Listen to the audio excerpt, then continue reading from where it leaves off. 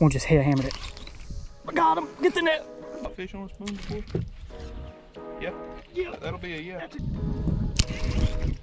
Are you looking for a different technique, a different way to catch fish? Maybe your lake is pressured and you're having a hard time catching them on your traditional summertime lures. Well guys, I'm gonna share with you the Flutter spoon is your answer. I'm gonna talk about how this big hunk of metal is a great way to go catch big bass and pressure bass on your lake.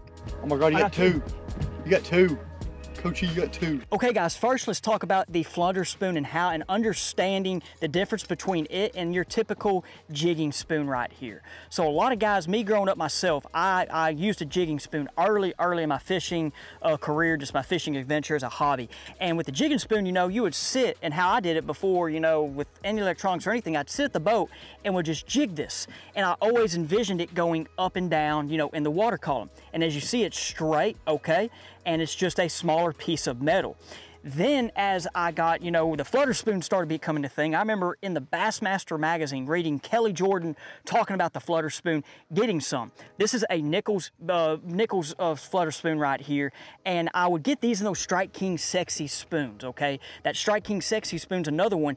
Now the difference though between these and this guy is, you see, of course, they're bigger pieces of metal and they have a different groove and some different action in it because when they fall through the water column, they flutter and spin like this. So this Dixie Jet Talon spoon right here, which is the one I've been using this summer and I love, you see how it has a little dip there, okay? It's not straight, but it's because it falls in the water like this. A lot of guys think this just goes up in the water like so, but they're designed to flutter, move in the water in different directions. And so I just wanted to share that with you just to make sure you understand the difference between how this guy goes in the water and how these guys go.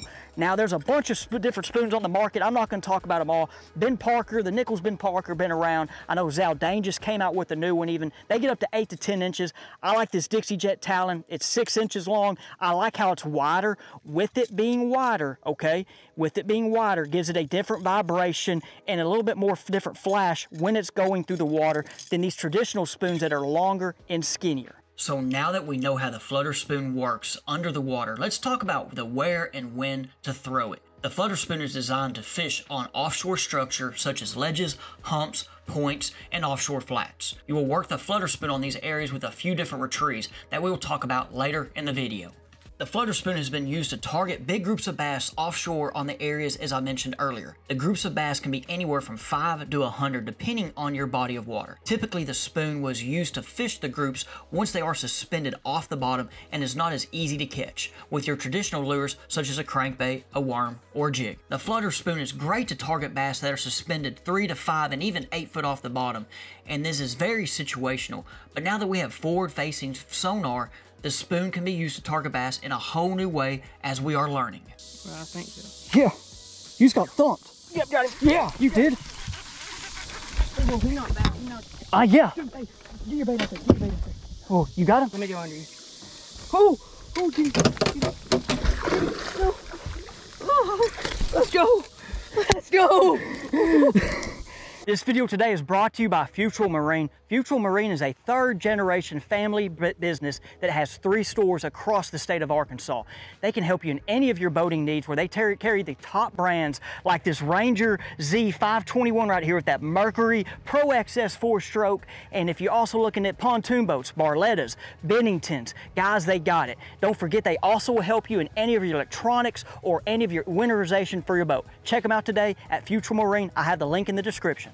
This summer I've used the Flutter spoon to target bass that are both on the bottom and suspended. I've caught fish that's on the bottom in depths of 5 all the way to 30 foot of water. Now for the suspended fish, I've caught them in a variety of depths. I've caught them suspended 3 to 5 foot in water that can be in 10 to 20 foot. I've also caught fish that's suspended in 10 foot of water over 30 to 40. I've caught these fish because of the power of forward-facing sonar. And for me, at times I've tried traditional lures to target the bass, such as crankbaits, jerkbaits, swim bait, hair jig, worms, and etc. But I really think the action of the Flutter spoon that it gives has enticed bass to react when other lures will not. You do not see a lot of people throwing Flutter spoons because of a few reasons. They don't have confidence in the Flutter spoon, they're not that easy to cast, plus they can be a little costly, and you have to have the right equipment to throw it. Since the fish do not see it as much, I believe helps catching bass with the flutter spoon since they're used to seeing your traditional lures as the worm, crankbaits, and jigs. For me, this is a big bass approach. I'm not going for numbers of fish, but I'm going for the quality. I personally rather catch quality over quantity. Now, there is a time that this will put numbers of fish in the boat. If you have not thrown the flutter spoon, then you need to give this technique a try. It is really fun and is a great way to go out and catch big bass. Guys, I'm going to talk about the different retrieves with the flutter spoon. There's really two retrieves. The first one is one that you see with a lot that the pros do, and you might see when people fish the flutter spoon, is they'll cast it out, they're going to let it sink. And right now I'm just fishing kind of a deep drop right here, okay? So I'm going to let it sink, and then we're going to jack it. And when you jack it, man, you got to put some might into it. It's one reason why a lot of guys don't want to fish the spoon, because it can wear you out in a day. So I'll let this thing sink. And if you're wanting to know, I'm using fluorocarbon, okay? There are guys that will use the braid to fluoro on this. I just like to use straight fluorocarbon. This is 20-pound Sunline SC Sniper. So before, there we go, I'll jack it, and I'll kind of catch up to the slack and jack it again.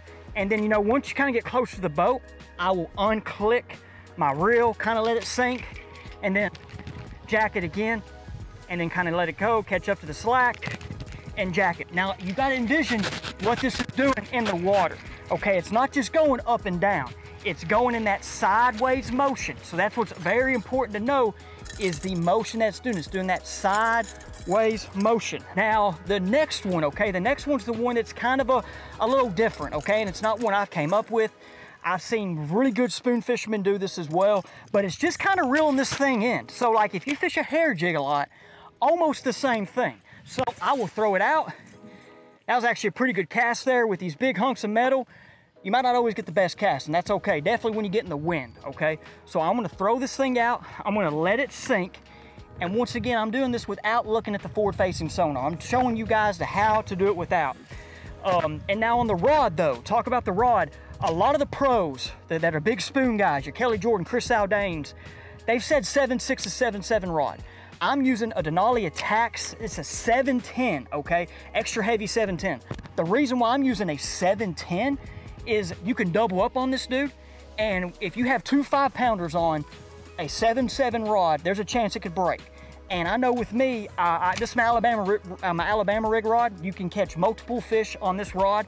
I've caught a 10, and I've had doubled up on this. And so I trust a 710 rod, and you can get better casts. But like Zaldane and them that are, you know, big time spoon guys, they have their reasons, but that's just mine. So hey, on this reeling it in, I'm gonna reel it fast and then let it go down, okay?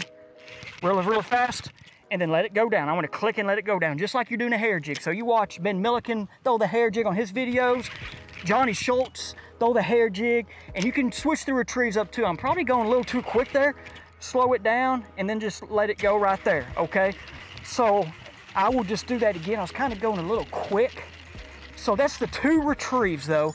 And think about it, when you're swimming it like that, it's coming off the bottom, then it's just fluttering right back down, okay? So, got a good cast, no wind. Let it go down there to the bottom. Now guys, how this has changed with forward-facing sonar. Just talk about that real quick, because that's the biggie. That's why one reason why I got back into it. As I mentioned earlier, I caught fish on the flutter spoon when I was 17, 18 years old before all this. And I caught in other years too, but I kind of got away from it. But with forward-facing sonar now, I mean, you can watch, okay? So that's one thing that kind of got me back to it. I use it as a tool.